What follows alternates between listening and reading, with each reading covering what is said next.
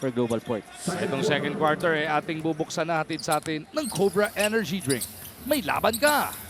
GlobalPort winning that first quarter by the skin of their teeth. It was a JR Kinyaan free throw with no more time remaining that gave them this 1-point lead. Pero turnover kagad sila sa pagbubukas ng ating second. And looks like Sol Mercado will be trooping to the line for 2 free throws. That's just bad because in the first quarter, GlobalPort threw the ball over 4 times and points from turnovers, 7 points yung Barangay Ginebra. So ibig sabihin nun, halos lahat ng kanilang itinapong bola converted ng Barangay Ginebra. At yun, montik na naman, nagmintis lang si Sol Mercado ng kanyang unang free throw. Etong si Mercado nga is making his Commissioner's Cup debut. Ano kaya nangyari sa kanya noong nakaraang Sabado? Babalitaan tayo ni Carla.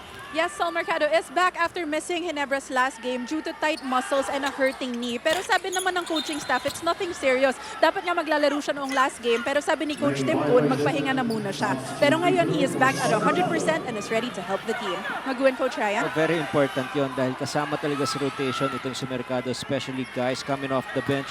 He brings in the energy, he can generate points easily for himself and also for his teammates. What is nice about this guy is his never say die attitude. Yun ang kulang doon sa laban nila against Phoenix at inaasahan yun din ang maibibigay ni Sol Mercado sa laban na ito. Split yung free throws na ito ni Sol, which gives us our 5th deadlock of this first half. Pinisi is with Pinyahan, Pesumal, Cortez, and Forrester, who is making his GlobalPort debut. Katapat itong sina Ferrer, Kagiwa, Mercado, Marcelo, and Ellis. So both coaches electing to go all Filipino sa pagbubukas ng ating second frame.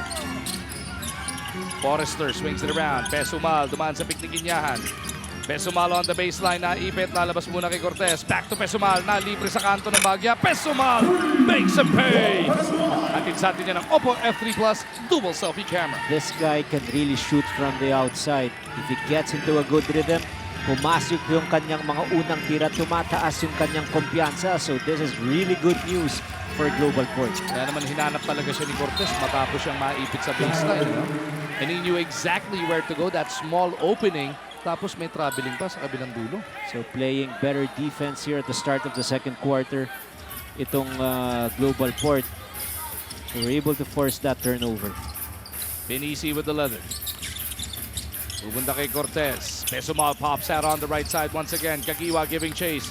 Pesumal on the baseline was trying to go to Forrester, but he ended up out of bounds on that baseline.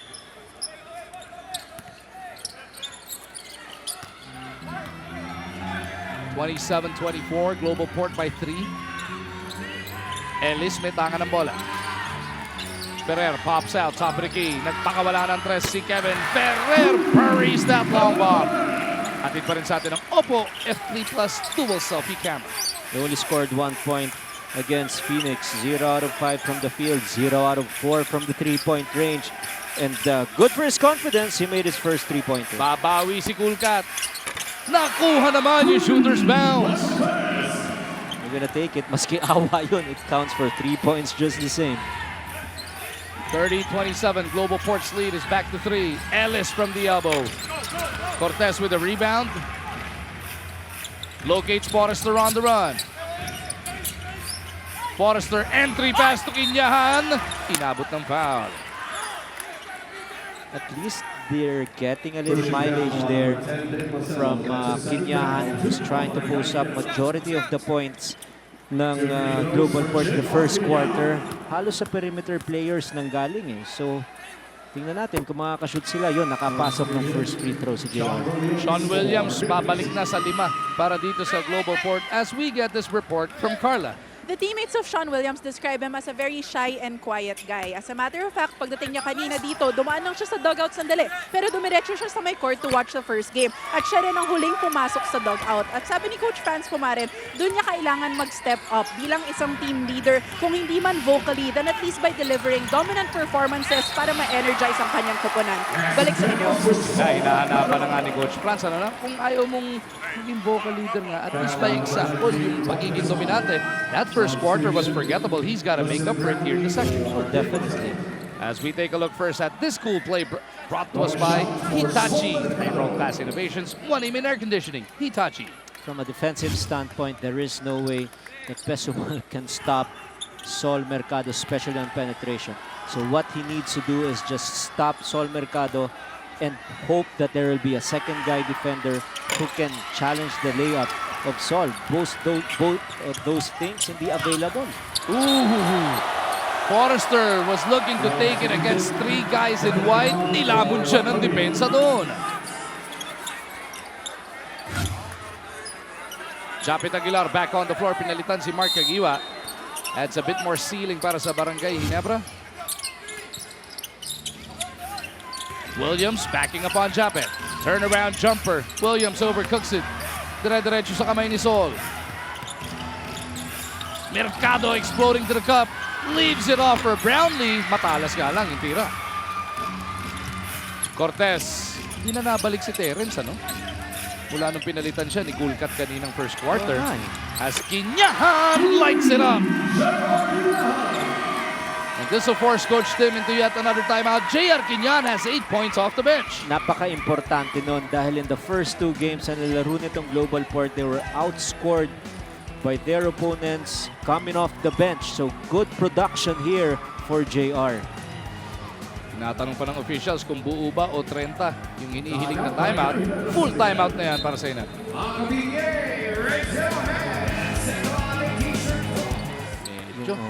Nakakalito yung tanong na yun. 35-29 ang GlobalPort. Nakaupo po sa 6 na puntos na kalamangan. Their biggest lead was 9. As a backing violation is whistled ni Ron Ferrer. Hindi matutuwa si Coach Tim yan. You burn a very early timeout, less than 3 minutes into the second quarter, and you turn it over. Pretty much the same start as how they started in the first quarter. They were down by as big as 9 points the early part of the first quarter. Pero maganda ron, after the first timeout of Coach Timko, nakabawi sila with a 9-0 run. So just like what you've mentioned right now, medyo masama yung kanilang execution doon. Cortez looking at Williams. Shaw gets the drop on Japet. Sinalubong ni Brownlee. Gets that basket. May kasama pang foul. This is more like it. This guy was brought over here specifically because he played good enough basketball in his early years in the NBA. In fact, he played a total of 137 games in the PBA, NBA averaging 4.2 points. So this guy's not broke. Ang kulang lang rito is his aggressiveness, tsaka yung wanting to play in the PBA. Yun lang ngayon ang may doubt. Yung mga nasa minds ng mga tao. Ferrer knocks down the 3 sa kabilang dulo. Yung ba yung tinatawag na gusto? Gusto eh. Oo eh. Kasi minsan may papasok rito, NBA player, pero ang feeling mo napakadali ng liga, pepetik-petik ka. Kung problema ka dahil the PBA is not an easy league to play.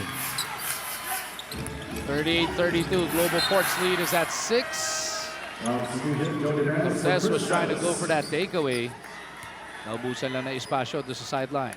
This is one game, I'm still talking about Sean Williams, na pwede talaga siyang mag-dominate. Dahil nabanggit mo nga at the start of our coverage, walang malaking import reinforcement itong Barangay Ginebra.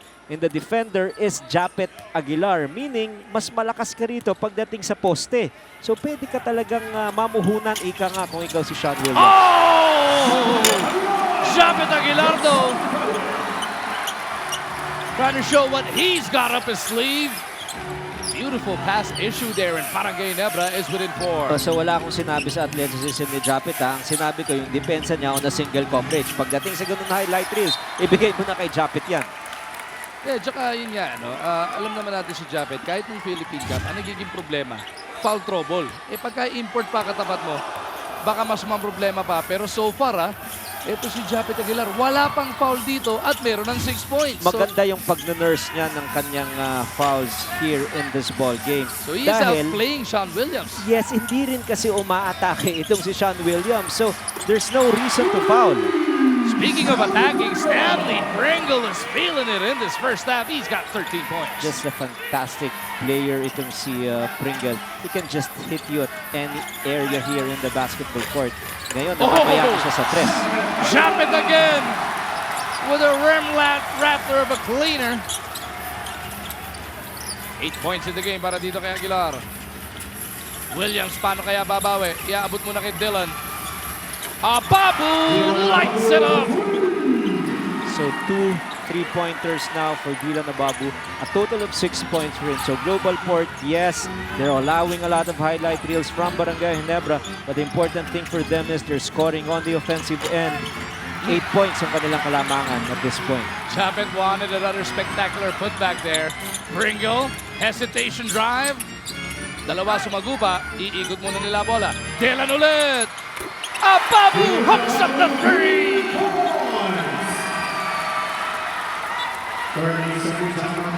What a shooting display by GlobalPort.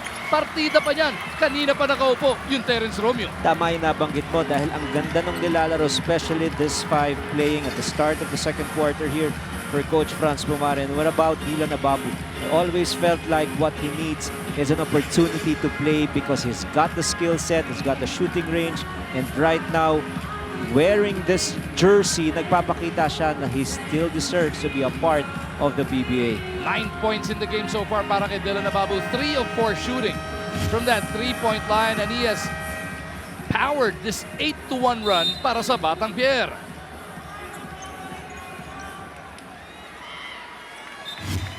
Under 7 minutes remaining sa ating first half, ang GlobalPort abante na rito ng 11 puntos, the largest lead of this game.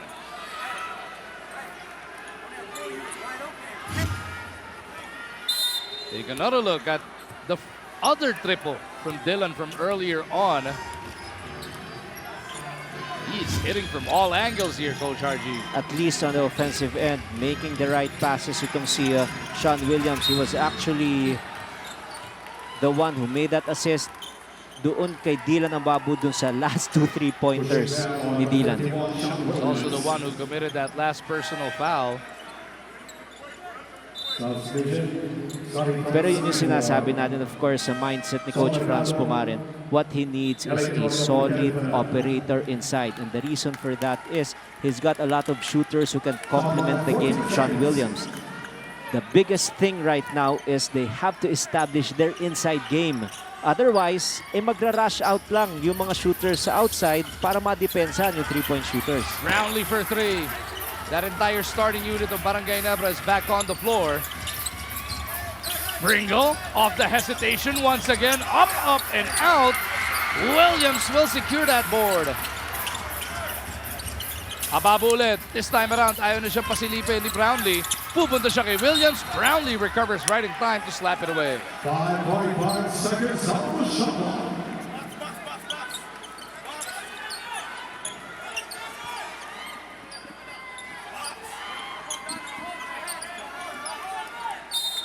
Cortez from the baseline. Ababu offered the pick para kay Williams. Sabay sneak in. Knockout play para kay Dylan. Just a well-designed out-of-bounds play there by GlobalPort. A nifty assist pass by Mike Cortez to Dylan Ababu, who's got 11 points right now. It's been a while since Dylan scored in double figures. Maracable days pa yata, ano? Tama. Para sigurado, UST. Yeah, MVP siya dun eh. Devans flips one up and in. And that stops the bleeding somewhat para sa Barangay Ginebra. 49-38. GlobalPort by 11. Pringle almost lost it. Got it right in time bago tumawid sa half-court line. Pringle to the cup. Trying to elude the defense of Aguilar. Tenorio the other way over to Devans. JDV powers up. Too strong. Brownlee lost it to Cortez. Pringle against 2.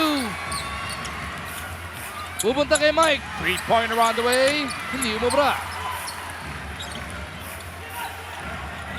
Thompson over at the other end. We'll wait for the rest of his squad. Brownlee nagpakawala. Devans boards it but lost it once again. Active hands on the part of Cortez. Great effort there shown by Mike Cortez. For Brownlee, still a bad offensive night for him. Meron lamang siyang kabuuang 4 na puntos. He's been trying to shoot from the outside, especially from the 3-point range. Usually a cool customer from that side, pero hindi pa pumapasok sa laban na ito. Romeo is back on the floor. Sumabay ng balik sina Mamaril and Aban. Makakasama nila itong sina Pringle and Williams. Ako, hindi nagkaamuyan si Billy tsaka si Sean. 4 seconds on the shot clock. 4 na segundo natitira sa shot clock ng Barangay Ginebra.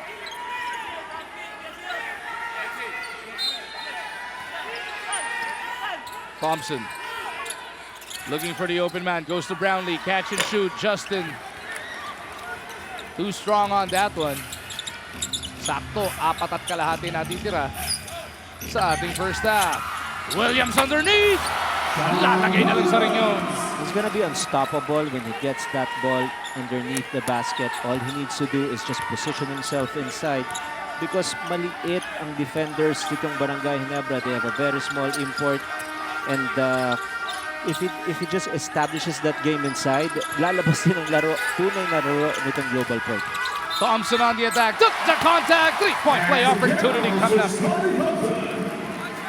5 points for Scotty Thompson. He needs a lot of shots like that. His team is down by 11 points right now, so they have to generate points from whoever. Mercado nagbabalik para dito kay Brownlee. You see Coach Tim really trying to give as much rest to Brownlee as he can as we get this report from Carla. One piece of advice mula sa veterans na dumikit para dito kay Scotty Thompson, hindi habang buhay ang basketball. That's why early in his career, iniisip na niya mag-invest. Nagtayo siya ng isang strength and conditioning gym sa Davao. And aside from him, si Kevin Ferrer rin nagtayo rin ng branch sa Makati. Kaya ngayon pa lang natututo na sila magnegosyo, so that's something that they can eventually do after their basketball careers. Mag-uwin, Coach Ryan? Gusto mo, no? Meron ng gym, may barberya pa. Talagang ito si Scotty Thompson minamaximize yung kanyang mga pagkakataon. Oh, we've heard a lot of horror stories from big-time PBA players ending up with practically nothing because of bad investments, and they did not think life after basketball. So maaga pa, malaki pa yung kanilang opportunity to earn. Kailangan pag-ibayuhin pa nila. At pati sa bench points, they allowed Star to score 57 points at 21 lamang sa kanila. At least here in the first 2 quarters, marami pang natitira dito sa ating pangalawang yugto. If there is one department na hindi nila na-stop yung Star, yung fast break points. 23 na score ng Star. But in today's game, they held Ginebra to 0 fast break points in the first quarter. At ngayon, 12 na naman ang abante nila, 53-41. Devance is in trouble. Lalabas muna kay Tenorio. LA back to JTV. 3-second violation. Yun na nga. Not getting enough fluidity on offense. 2-minute turnovers hounding Ginebra San Miguel here in this ball game. A total of 9 turnovers for them. So after a good comeback in the first quarter, after being down by as big as 9 points, in fact, they even took the lead. Pero here in the second quarter, maganda yung performance na pinapakita ng GlobalPort. Williams from 16 feet. Doesn't work. Aban chases it down. Takes it back to Williams. Romeo behind Williams. Hindi umubra. Terran shooting 1 of 3 from that distance so far. LA dito sa kabila. Tenorio forced to kick it all the way back out to Scotty. Thompson off the sidestep. Drops it off to jump in. Just a nice assist pass there by Scotty Thompson. He had to attack the basket, make Sean Williams commit to his layup as if he was going for a layup, and then bigla na lang pinasa kay Japet Aguilar. 10 points in the game para dito kay Aguilar. 6 of those off 3 dunks. Tenorio whistled for the personal. This power move of the quarters brought to us by Cobra Energy Drink. Tunay na lakas. Romeo to Williams. Catch and shoot si Sean Mintis. Tenorio using his behind to box out kontra dito kay Williams. The bad part about the... Halos balikat yung tinamaan ng tumbong eh. Hindi, tsaka siya pa'y natawagan ng foul. Pangalawang personal foul na para rito kay Sean Williams. Pinaamoy ka na, foul ka pa. Yun na nga eh, ikaw pa nasaktan. Sobrang daming lugi ron ah.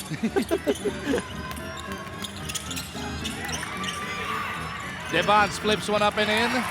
Nice pocket pass issued there by Aguilar. Unti-unti nang nakakabalik itong Barangay Ginebra after being down by as big as 13 points. 8 puntos na lamang to at pumapasok yung tira ni Terence Romeo. Ito si Pringle, kanina pa mainit.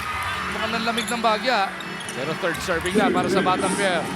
Terence to Stanley. Had to scamper for this one. Pringle down the gut of the defense. Mamaril will keep it on that side. Huli nga lang ni Japet yung balawa.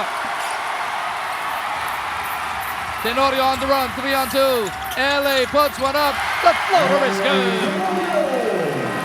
Good bounce back here by Barangay Ginebra, forcing Coach Franz Pumaran to call another timeout. Their lead is only down by 6 points. Execution, namang problema na naman itong GlobalPort. Take another look at what just went down. Tenorio surveys the floor. Nakita niya yung espasyong inilaan para sa kanya. That was coming off this big block by Aguilar. Execution and shot selection. Doon namang problema itong GlobalPort. A lot of shots taken from the outside. They're not looking for their import. They're forcing shots inside. And ang nangyayari ron is, pag naka-force ang turnover itong Barangay, ang dali nakaka-score sa kabilang side. LA Tenorio now in double digits, 10 points, 3 rebounds so far. He's trying to engineer the completion of this comeback ng Barangay Ginebra. Back-to-back good games here for LA Tenorio. Scored a total of 13 points in their first outing against Phoenix. At ngayon, first half pa lang tayo, may kabuo ang 10 puntos na si General. At Tumas na rango, no? Oo. Diba? Tiniente lang. Tiniente. At ang isang dapat pino-point out pa rin natin para kay LA, ano?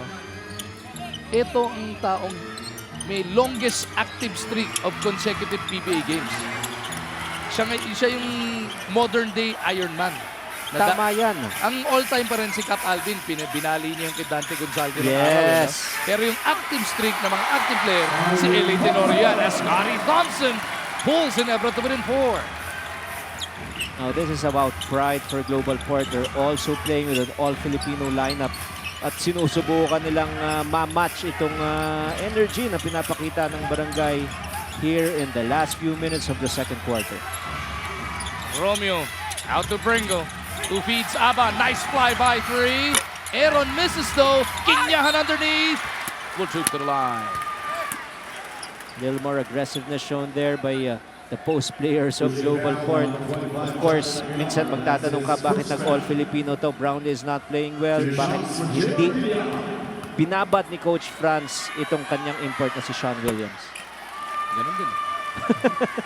Dribblers ang tamang sagot sa ating Phoenix Accelerate Moneyball question ay number 1, the Fast and the Furious. Sina Mark Kagiwa at JJ Helterbrand ang pinakamaraming All-Star Game appearances.